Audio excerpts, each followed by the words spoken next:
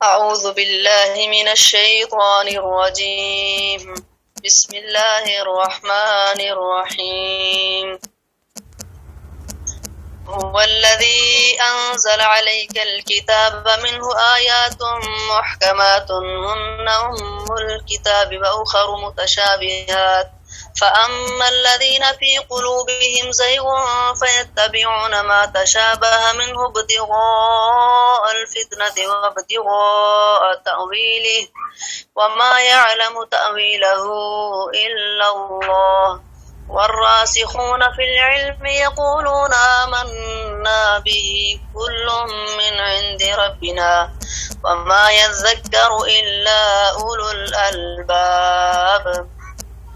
ربنا لا تزغ قلوبنا بعد إذ هديتنا وهب لنا من لدنك رحمة إنك أنت الوهاب. ربنا إنك جامع الناس ليوم لا ريب فيه إن الله لا يخلف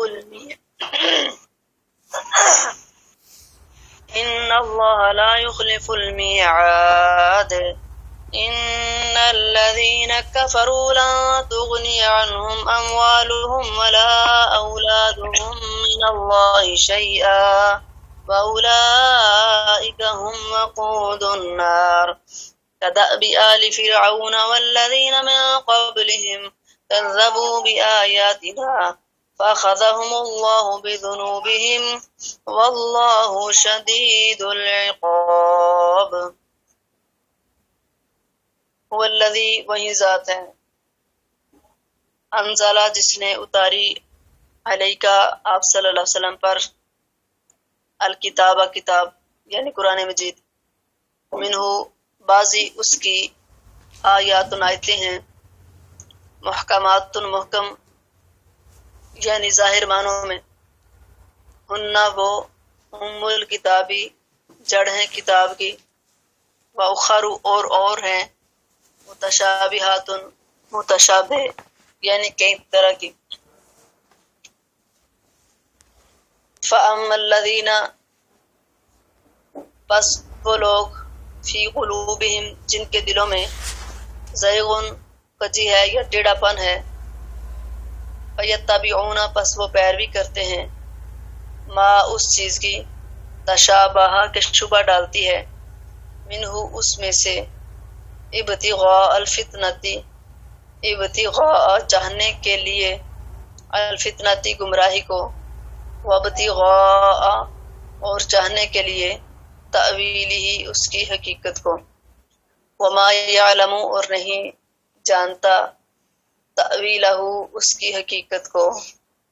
الا اللہ مگر اللہ تعالی ہی. والراسخون اور مضبوط لوگ فی العلم علم کے اندر بس وہ لوگ جانتے ہیں.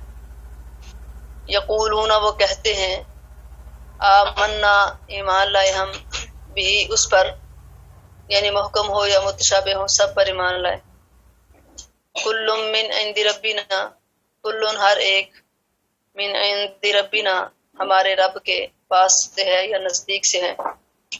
وما یذکروا اور نہیں نصیحت پکڑتے الا مگر اولو الالباب عقل والے. یہاں پر اللہ تعالیٰ نے اس آیت میں سورہ آل عمران کی آیت نمبر 7 میں فرمایا کہ وہی اللہ ہے جس نے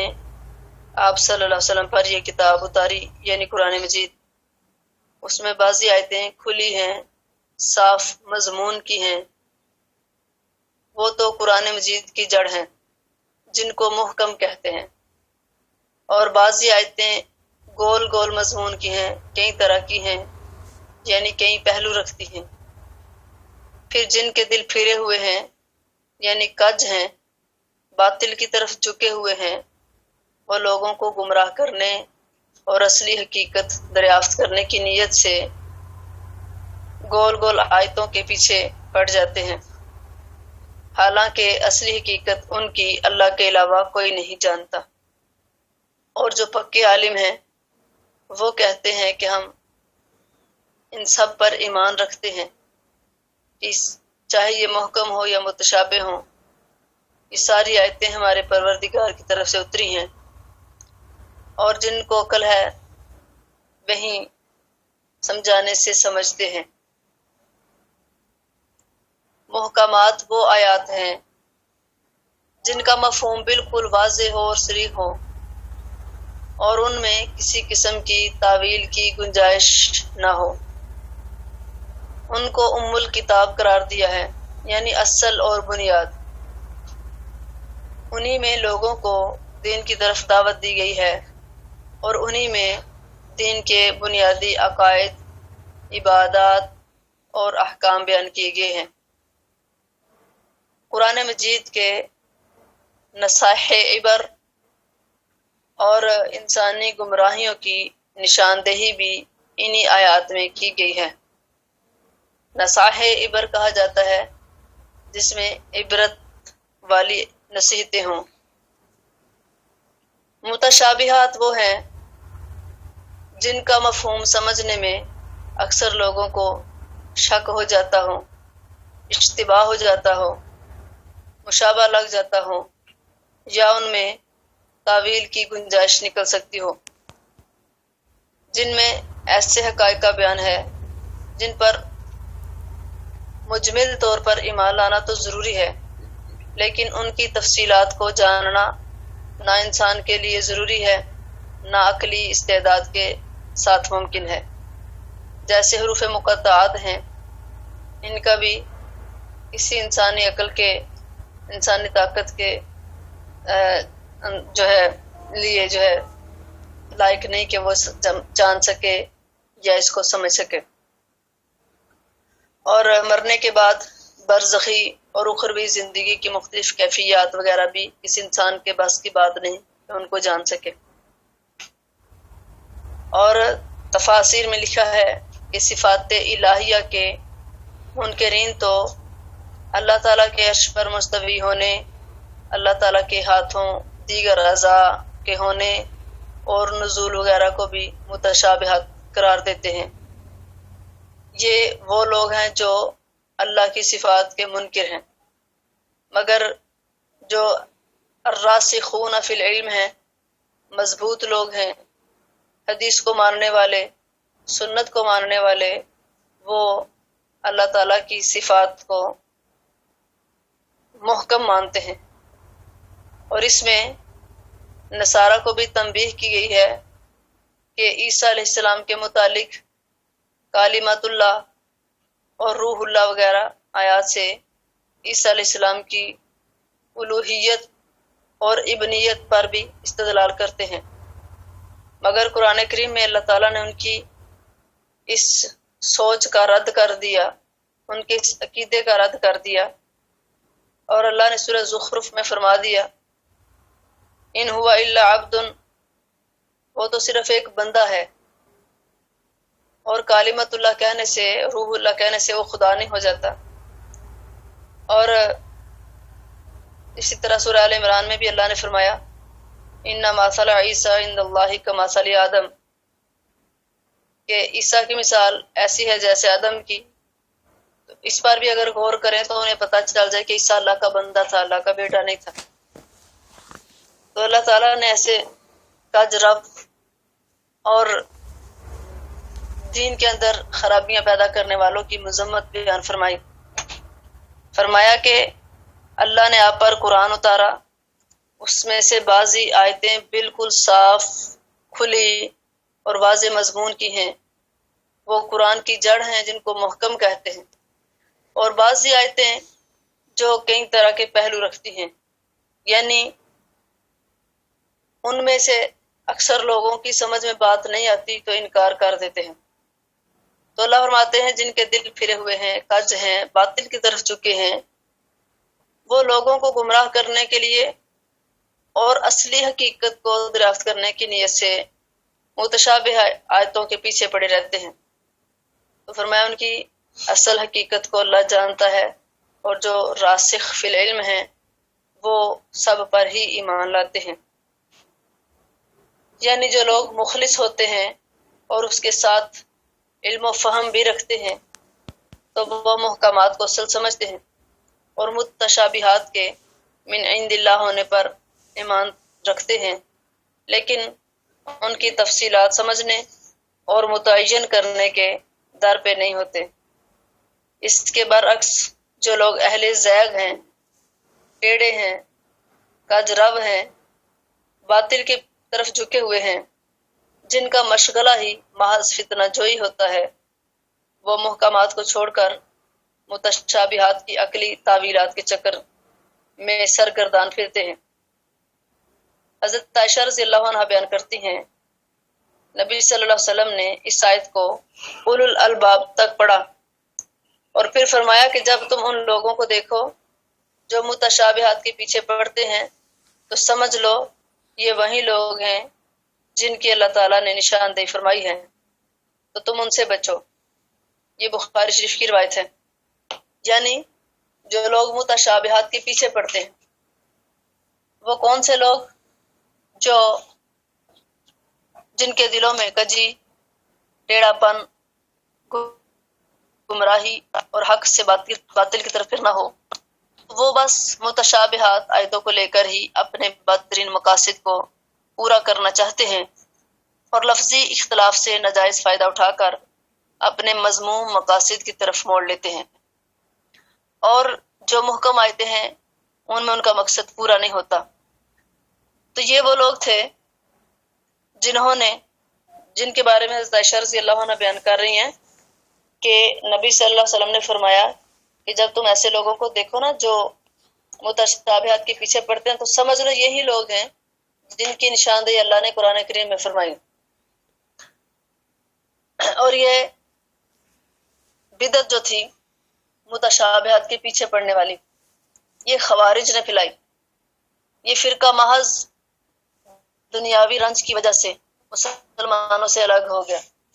حضور علیہ الصلوۃ والسلام نے جس وقت حنین کی غنیمت کا مال تقسیم کیا، اس وقت ان لوگوں نے اسے خلاف عدل سمجھا،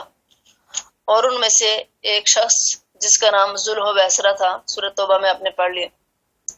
اس نے نبی صلی اللہ علیہ وسلم کے سامنے آ کر صاف الفاظ میں کہا کہ حضور عدل کیجئے صلی اللہ علیہ وسلم۔ آپ صلی اللہ علیہ وسلم اس تقسیم انصاف نہیں کیا آپ نے، تو آپ نے فرمایا مجھے اللہ نے امین بنایا تھا، اگر میں بھی عدل نہ کروں تو پھر برباد ہو اور نقصان اٹھائے وہ شخص جو انصاف نہ کرے۔ تو فرمایا کہ اگر میں انصاف نہیں کروں گا تو کون کرے گا؟ اور اس کے لیے حضرت عمر رضی اللہ عنہ نے درخواست کی کہ اللہ کے نبی صلی اللہ علیہ وسلم آپ مجھے اجازت دیں کہ میں اس کی گردن تن سے جدا کر دوں۔ آپ صلی اللہ علیہ وسلم نے فرمایا اس کو چھوڑ دو، اس کی جنس سے ایک ایسی قوم پیدا ہوگی کہ تم لوگ اپنی نمازوں کو ان کی نمازوں کے مقابلے میں اور اپنے قرآن کی تلاوت کو ان کی تلاوت کے مقابلے میں حقیر سمجھو گے، لیکن دراصل وہ دین سے اس طرح نکل جائیں گے جیسے تیر کمان سے نکل جاتا ہے۔ فرمایا تم جہاں انہیں پاؤ گے ان کو قتل کرو گے اور انہیں قتل کرنے والے کو بڑا ثواب ملے گا۔ خوارج لوگ جو دین سے نکل گئے، جو دین میں کجروی اختیار کرنے والے، اور یہ لوگ حضرت علی رضی اللہ عنہ کے زمانے میں ان کا ظہور ہوا تھا، وہ جو نبی صلی اللہ علیہ وسلم نے فرمایا تھا نا کہ اس کی نسل سے بڑے ایسے لوگ پیدا ہوں گے، تو ان کا جو ہے ظہور حضرت علی رضی اللہ عنہ کی خلافت کے زمانہ میں ہوا، اور آپ نے انہیں نہروان میں قتل کیا۔ پھر ان میں پھوٹ پڑی تو ان کے مختلف الخیال فرقے پیدا ہو گئے، نئی نئی بدعتیں دین میں جاری ہو گئیں اور اللہ کی راہ سے بہت دور چلے گئے۔ تو اللہ فرماتے ہیں یہ وہ لوگ ہیں جو دین میں کج روی اختیار کرتے ہیں صرف اور صرف فتنہ برپا کرنے کے لیے، اور ان کا کوئی مقصد نہیں ہے۔ اللہ اکبر کبیرہ۔ تو اللہ تعالیٰ فرماتے ہیں جو راسخ لوگ ہیں وہ ساری آیات پر ایمان لاتے ہیں،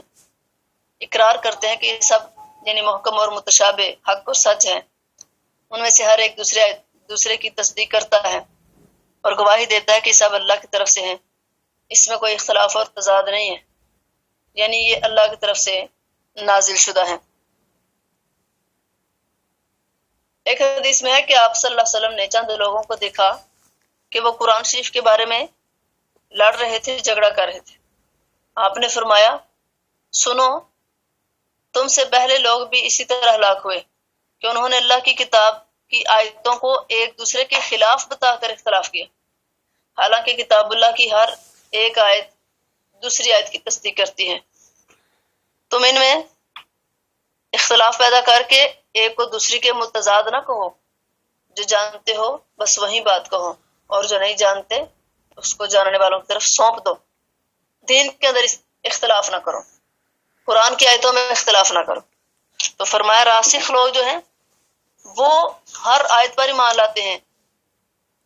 راسخ وہ لوگ ہوتے ہیں جو متواضع ہوں، عاجزی کرنے والے ہوں، رب کی رضا کے طالب ہوں، اپنوں سے بڑوں سے مرعوب ہو کر نہ رہ جائیں، یعنی اپنے سے بڑے لوگوں سے روب نہ کھائیں اور اپنے سے چھوٹے لوگوں کو حقیر نہ جانیں۔ یہ راسخ لوگ ہیں۔ پھر فرمایا کہ یہ لوگ دعا کرتے ہیں، کون سی؟ اگلی آیت اللہ فرماتے ہیں ربنا،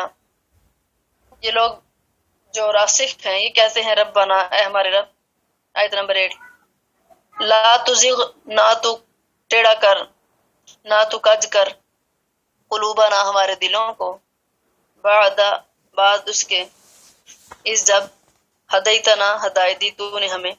وہب لنا، اور عطا کر ہمارے لیے، یا دے ہمیں، من لدن کا، اپنے پاس سے، رحمتن، رحمت، انکا، بے شک، انتا، تو ہی،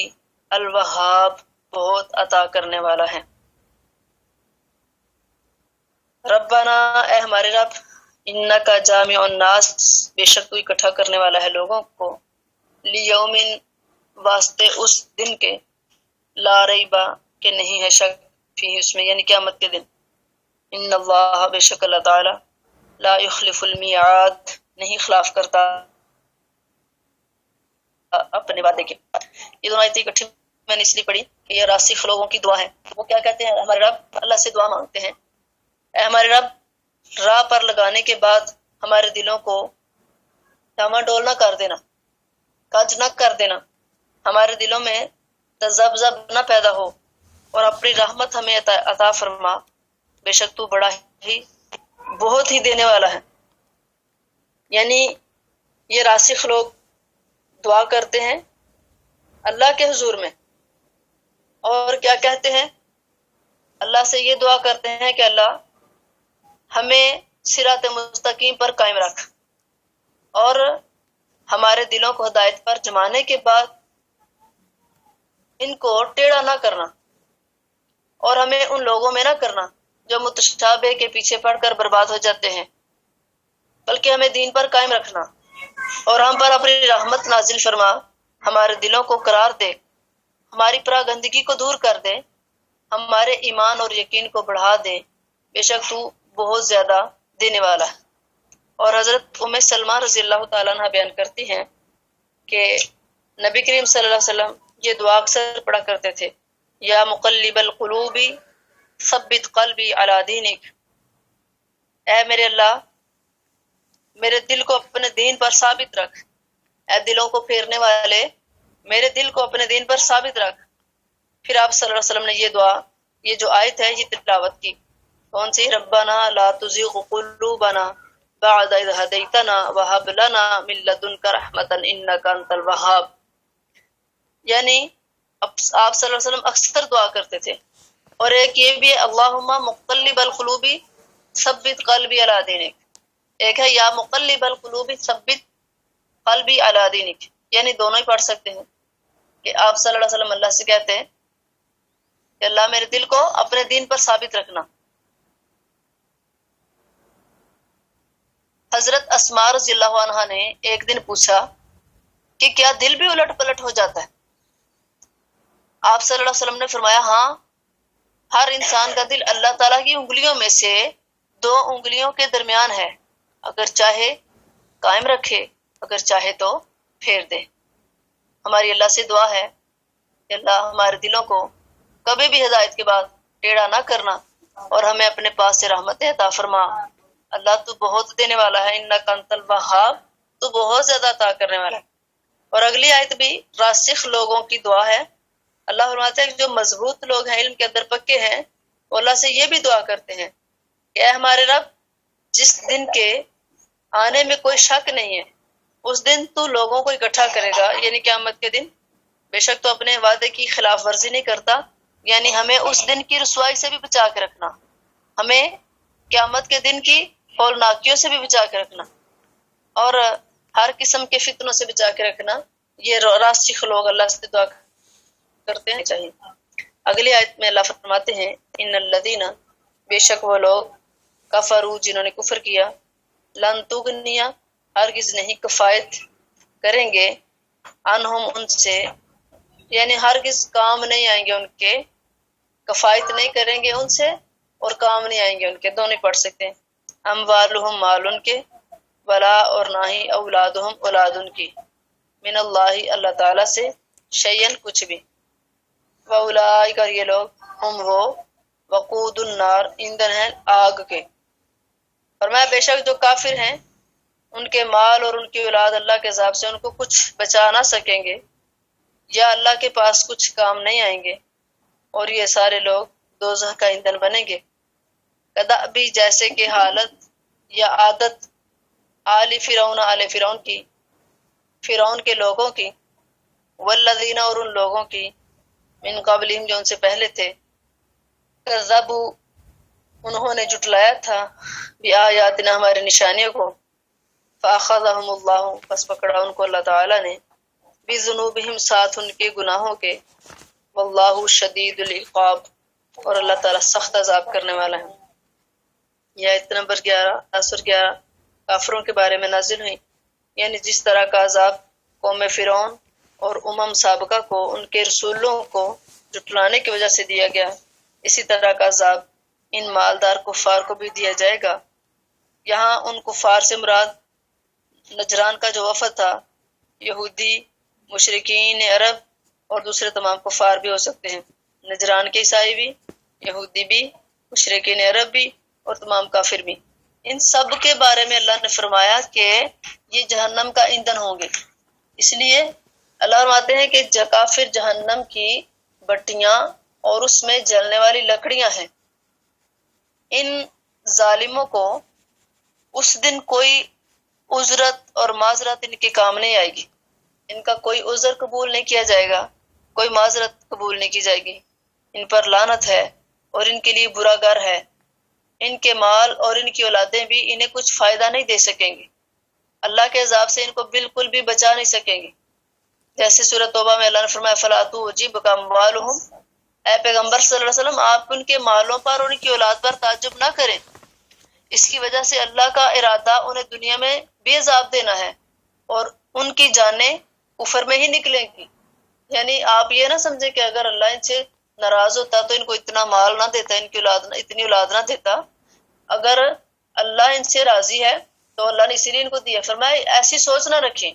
ان کے زیادہ مال اور اولاد ہونے کی وجہ سے آپ تعجب نہ کریں کہ شاید اللہ ان سے راضی ہے اس لیے اللہ نے ان کو اتنا زیادہ دیا۔ فرمایا یہ تو دنیا کے اندر ہی ان کو مل چکا ہے، اور اس اولاد اور مال کی وجہ سے بھی ان کو اللہ دنیا میں بھی عذاب دے سکتا ہے، کیونکہ جو مومن ہے وہ اپنی اولاد کی تربیت دین کے مطابق کرتا ہے، جو اس کے لیے ہر حال میں صدقہ جاریہ بنتی ہے، اور جو کافر ہیں وہ ہر وقت اپنی اولاد کے دنیاوی مفاد کے لیے حلال اور حرام کی تمیز کیے بغیر ہی ان کو ہر وقت فائدہ پہنچانے کی کوشش کرتے ہیں۔ تو فرمایا یہ اولادیں ان کے لیے وبال جان بن جائیں گی۔ تو فرمایا کہ ان کی جب جانیں نکلیں گی تو کفر پر ہی نکلیں گی۔ اسی طرح ارشاد فرمایا کہ کافروں کا شہروں میں گھومنا پھرنا آپ کو فریب میں نہ ڈال دیں، یعنی آپ صلی اللہ علیہ وسلم یہ نہ سمجھیں کہ کافر اگر اللہ اگر کافروں سے ناراض ہوتا تو ان کو اتنا مال نہ دیتا، یہ اتنے دور دراز ممالک میں تجارت کے لیے نہ جاتے۔ تو فرمایا ان کا گھومنا گھمانا آپ کو فریب میں نہ ڈال دے، یہ تو مختصر سا فائدہ ہے، پھر ان کی جگہ جہنم ہی ہے جو بدترین بچھونا ہے، جو بدترین ٹھکانہ ہے۔ اسی طرح یہاں بھی فرمان ہے کہ اللہ تعالیٰ کی باتوں کو جھٹلانے والے، اللہ کے رسولوں کے منکر، اس کی کتاب کے مخالف، اس کی وحی کے نافرمان اپنی اولاد اور اپنے مال سے کوئی بلائی کی توقع نہیں رکھیں گے، یہ جہنم کی لکڑیاں ہیں جن سے جہنم سلگائی جائے گی اور بڑکائی جائے گی. جیسے اللہ نے قرآن کریم میں فرمایا انکم وما تعبدون من دون اللہ حسب جہنم، سورۃ الانبیاء آیت نمبر 98 میں فرمایا تم اور تمہارے معبود سب جہنم کے ایندھن ہوں گے، جہنم کی لکڑیاں ہوں گی، یہ سارے کے سارے جہنم میں جائیں گے. اور فرمایا یہ تمہیں تمہارے یعنی اعمال کے یہ جو تمہاری اولادیں ہیں اور تمہارے مال ہیں تمہارے کسی کام نہیں آئیں گے، تمہیں جہنم سے نہیں بچا سکیں گے. اللہ سے دعا ہے کہ اللہ تعالی ہم سب کو اپنی اولادوں کی اچھی تربیت کرنے کی توفیق دے، اور اللہ تعالی ہم سب کو دین کے مطابق زندگی بسر کرنے کی توفیق دے، ہر قسم کے کفر، شرک اور بدعت، نفاق سے محفوظ فرمائے. اللہ ہم سب کو ہر قسم کے نیک اعمال، مسنون نیک اعمال کرنے کی توفیق عطا فرمائے. سبحانک اللہم و بحمدک نشہد ان لا الہ الا انت نستغفرک و نتوب الیک. السلام علیکم ورحمۃ اللہ وبرکاتہ.